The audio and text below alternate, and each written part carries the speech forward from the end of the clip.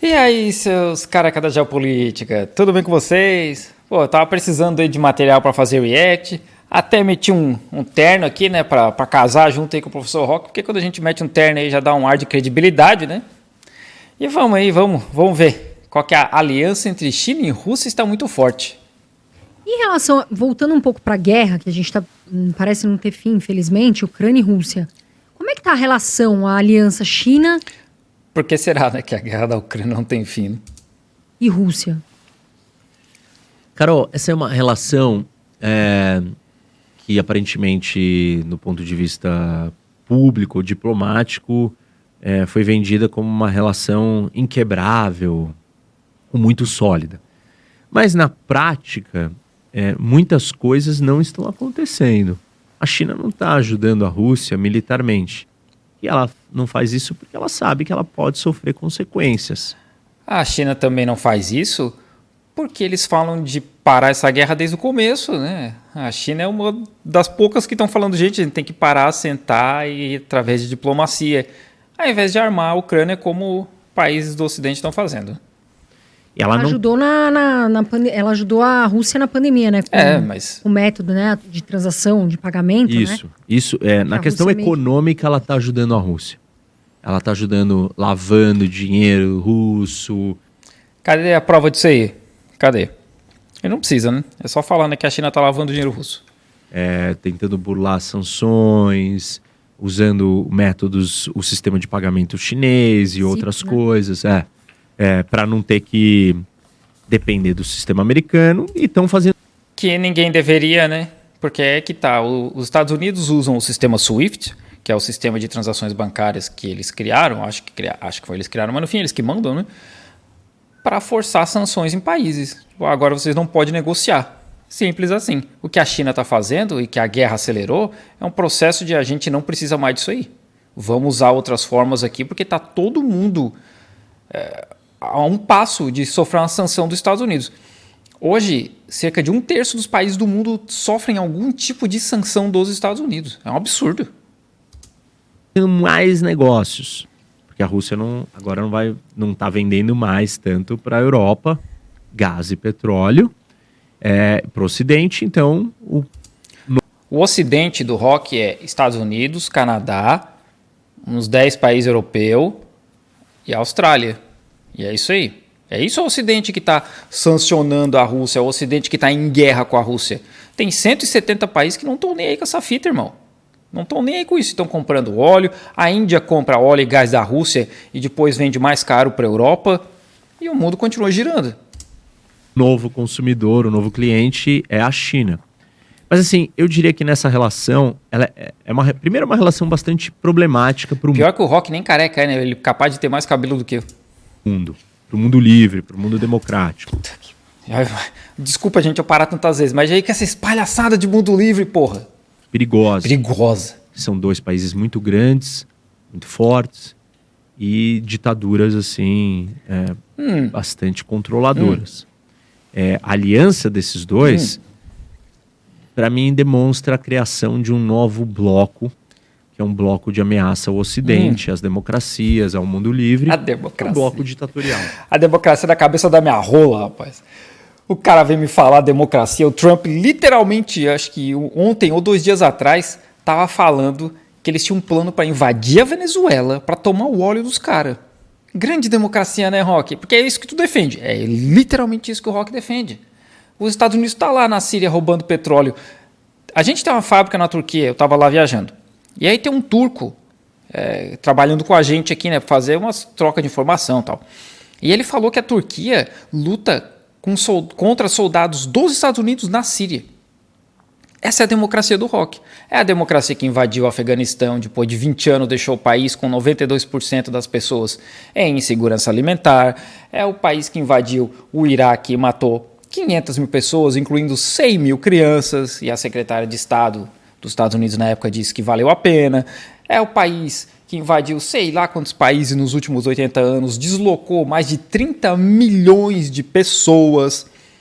E assim, e as outras democracias que o Rock defende, Inglaterra, que tem um rei, né?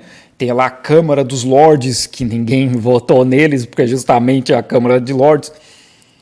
E aí os outros países europeus, bando de colonizador safado. Estão tudo sempre nesse mesmo grupinho, tentando roubar dos outros. É a grande democracia que o Rock defende. Comandado por esses dois, seguidos de Coreia do Norte, Irã, Turquia talvez, outros países mais problemáticos se aproximando desse bloco. Então é um rival que ameaça o mundo livre. Mundo livre de quem, cara? Mundo livre de quem? Quando o país mais problemático do mundo é literalmente os Estados Unidos, que tem o maior orçamento militar do mundo e que invade outros países. Vocês têm ideia, a guarda costeira dos Estados Unidos estava com um navio aqui no Estreito de Taiwan. Guarda costeira é para guardar a costa, para proteger a costa do país. Não, o navio da guarda costeira estava passeando aqui na China. E eventualmente, se a gente tiver uma guerra, talvez eles vão estar todos unidos. Esses que eu citei. É o bando de colonizador safado. Nesse sentido, isso é um problema, porque isso também é uma novidade. Hã? A Rússia e a China foram sempre muito rivais. Ok, essa parte. Inclusive, tiveram uma guerra, né, nos anos 60. Você tem disputas por espaços, pela influência da Ásia Central, como eu mencionei, os quistões, aqueles países todos ali. Não a dá, Rússia tá muito se quente. preocupa e se incomoda com a Rock, expansão mal aí. chinesa naquela Não região. vai rolar. Mas a Rússia está numa posição muito desfavorável. Então ela não tem muito o que fazer a não ser aceitar o que a China está fazendo. Para a China, é muito benéfico. A China tem energia barata, que não tem que vir por mar, não tem que vir pela costa, o tal do cerco. A Rússia não tem muitas opções, então a China está conseguindo grandes contratos a preços muito bons. A China tem uma população gigantesca, agora não é mais a maior, né? A Índia passou, mas e a Rússia tem o maior território do mundo, não ocupado. Então, assim, eu acho que para a China é muito vantajoso. A China está gerenciando isso muito bem e, além de tudo, a China está observando o que acontece com a Rússia como um laboratório. Lá vem. Para ela se preparar, possivelmente, o que possa vir a acontecer com ela. A gente tem que prestar atenção, né? Não vai acontecer com ela, por quê? Por quê? Porque a China é a fábrica do mundo, enquanto a Rússia não é. 85% das bandeiras dos Estados Unidos fabrica aqui. 30% do papel higiênico consumido nos Estados Unidos fabrica aqui. iPhone fabrica aqui. Material de antibiótico, fentanil para os americanos se drogar. Tudo. Ar-condicionado, máquina de lavar roupa. Cara, a grande maioria das coisas que os Estados Unidos consomem fabrica na China. Não tem como eles fazerem uma guerra contra a China e eles não se ferrar no meio. Para onde vai evoluir essa aliança dos dois? Mas eu entendo que se a gente tiver um confronto, um choque, uma guerra entre o Ocidente e ou a China ou a Rússia, direta, né? Hoje a guerra não é direta. A gente tem que inventar um nome para esse grupelho de país que o Rock chama de Ocidente, porque não é Ocidente, né? Geograficamente, a América Latina inteira é Ocidente. Alguém vai se meter em guerra com a China na América Latina? Não vai, né? Os países africanos vão se meter? Não vão. Então o Ocidente é só o bando de colonizador safado branco, mais a Austrália, às vezes o Japão, né? Porque fascista, e Nova Zelândia, né? Mas só tem ovelha na Nova Zelândia. Não é o Ocidente que está em guerra com a Rússia, é a Ucrânia. O Ocidente está ajudando a Ucrânia. Tem Ocidente em guerra com a Ucrânia? Aí sim. Aí esses dois devem se juntar. E isso vai ser bastante problemático. Mas, assim, eu também... A gente tem que olhar o outro lado, e o outro lado é que a Rússia não é... Assim, claro, a Rússia tem armas atômicas, mas ela não é uma grande potência no sentido... Não chega nem perto dos Estados Unidos e da China. Ela está muito atrás. No sentido de quê? Ele já falou 4 minutos e meio e não disse nada. Falou e não disse nada. E aí a gente pode questionar, né? Uma das coisas que hoje todo mundo fala nós vivemos num mundo multipolar. Todo mundo. No boteco do Torto, lá em Curitiba, os caras bebendo na calçada, tomando a gelada. Tá todo mundo falando sobre isso, a gente tá vendo no mundo multipolar. Múltiplos polos de poder. A gente tem o mundo unipolar, o bipolar e o multipolar. O unipolar, depois do fim da Guerra Fria, só sobrou os Estados Unidos, então ele estava ali reinando absoluto sozinho. O bipolar foi a época da Guerra Fria. Eram duas superpotências em disputa que acabou sem guerra. Ah, sim. Sim. E tem o multipolar, que é a Primeira e a Segunda Guerra Mundial e grande parte da história. Era um momento multipolar, que são vários países poderosos brigando entre alianças. Um bando de colonizados safados brigando entre eles, né? Como sempre. Todo mundo fica dizendo que a gente está vivendo num mundo multipolar. Só que quando a gente olha Só se fala em o outra mundo coisa. multipolar lá atrás, não faz nenhum sentido. Porque você não tem alianças que vão afetar o equilíbrio de poder. Todas as alianças que existem hoje no mundo, alianças de verdade. O que é uma aliança de verdade? Onde você tem o elemento de garantia militar, de defesa militar. Então, a aliança da Rússia e da China não dá pra gente considerar uma aliança de verdade, porque a China não está comprometida em ir lá militarmente salvar a Rússia. Que a China não está comprometida em fazer guerra com ninguém, cara. Porque ninguém ganha. Tirando as empresas dos Estados Unidos, ninguém ganha com guerra. Agora, a OTAN, os Estados Unidos está. Ah, Todas as Estados outras Unidos comprometido com guerra. Imagina, né? Quem diria? alianças que existem no mundo, nesse sentido, elas são alianças de países menores com os Estados Unidos. Por que será, né? Então, a característica do mundo multipolar era grandes potências mudando de lado. Sei lá, então, 1800 e pouco, a Rússia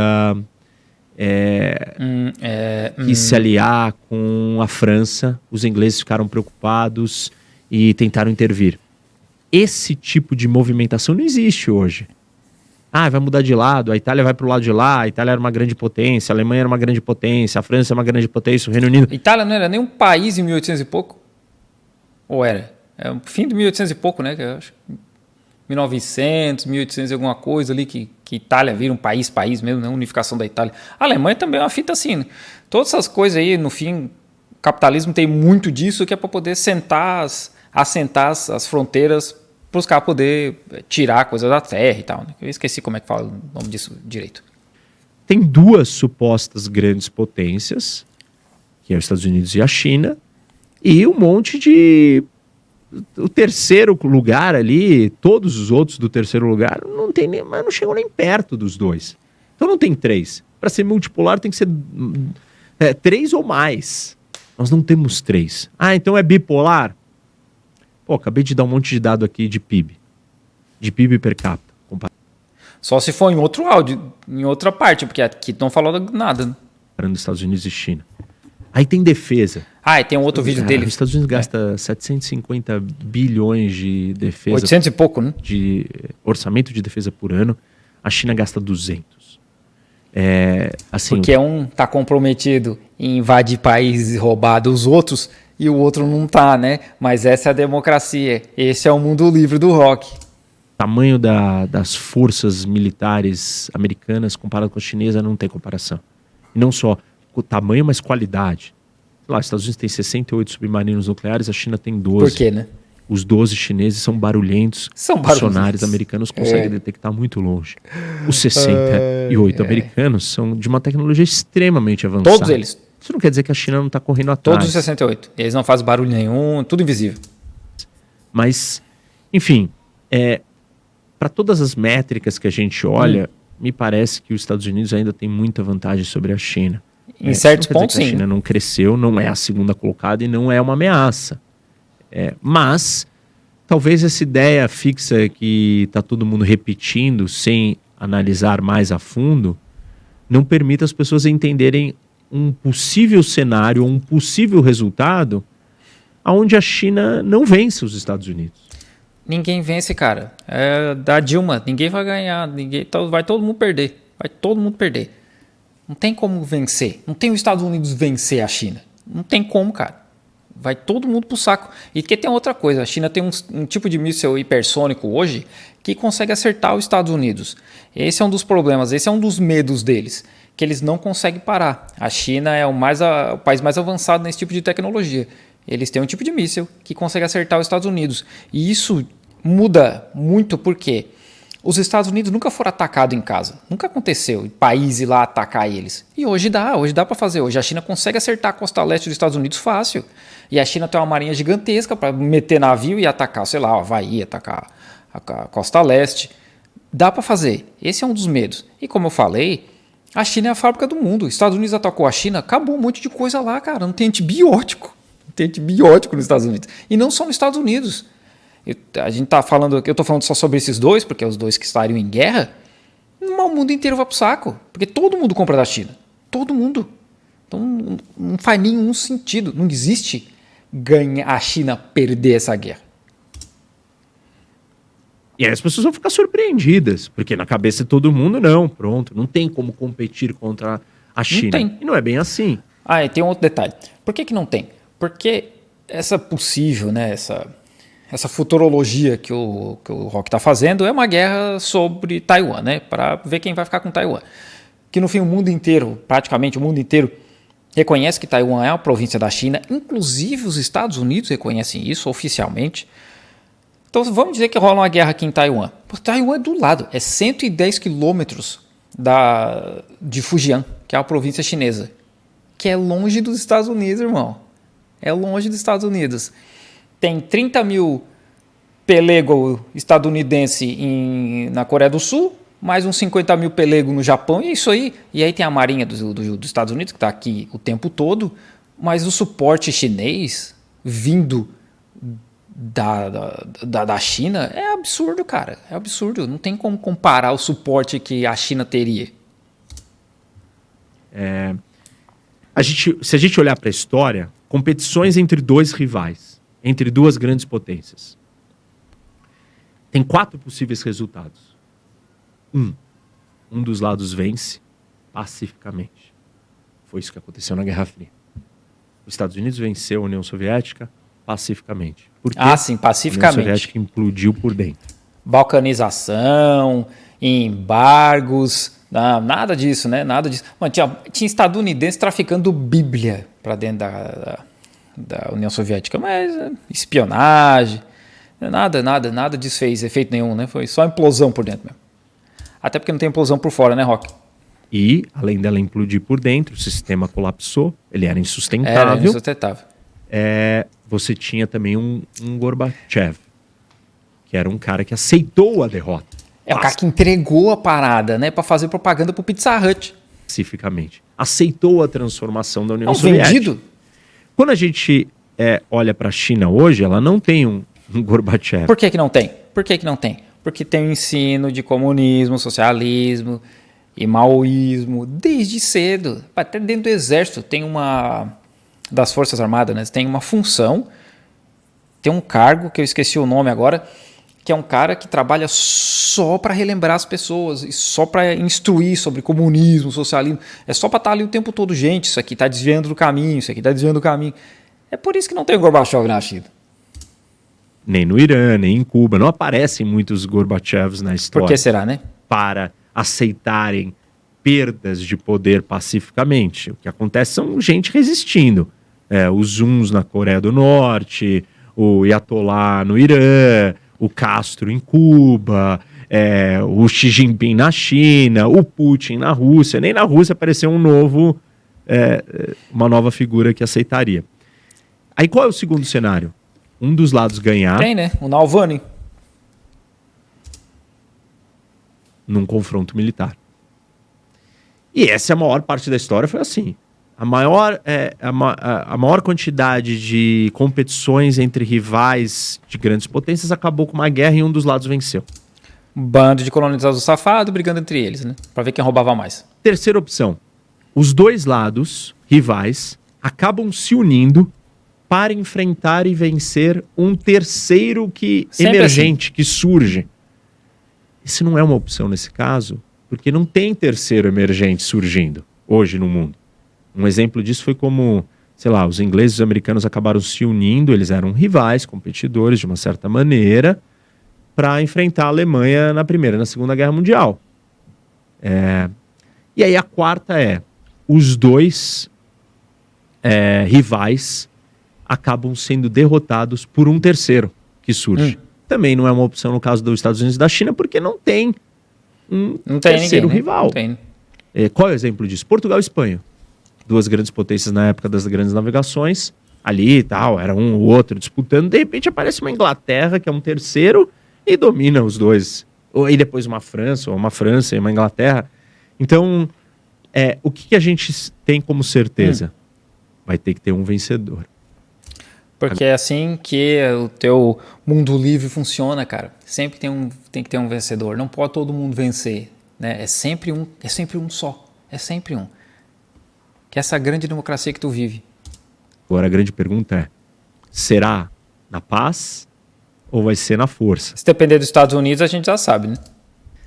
Para ser na paz, não me parece que o modelo chinês vai implodir de dentro. Tá vendo? Que a China tem que perecer para ser na paz. Não é os Estados Unidos. Porque ele conseguiu se adaptar e se consolidar todos esses anos. Existem esses problemas internos que eu estou descrevendo na China, que eles vão ter que dar um jeito de driblar. Mas aí ao ponto da China colapsar, eu não acho que é por aí. Então, o que está mais se desenhando hoje é que a gente tem um confronto militar entre esses dois. Como eu falei, na cabeça dele, os Estados Unidos simplesmente perder, ou simplesmente colapsar, ou simplesmente não atacar ninguém, isso não existe. Porque essa é a democracia, esse é o mundo livre do rock. Os Estados Unidos no topo, que é um lambe-saco de gringo, né? É isso aí. Bate uma foto de um saco do presidente dos Estados Unidos, está lá o rock agarrado. Não é, sabe, é que sempre assim, um tem que vencer e aí a China tem que colapsar para isso. É um absurdo, né, cara? Não pode todo mundo vencer, não pode a gente tentar viver num mundo pacífico em que não tem um país invadindo e matando e pilhando dezenas de outros países. Podia ser muito melhor, né?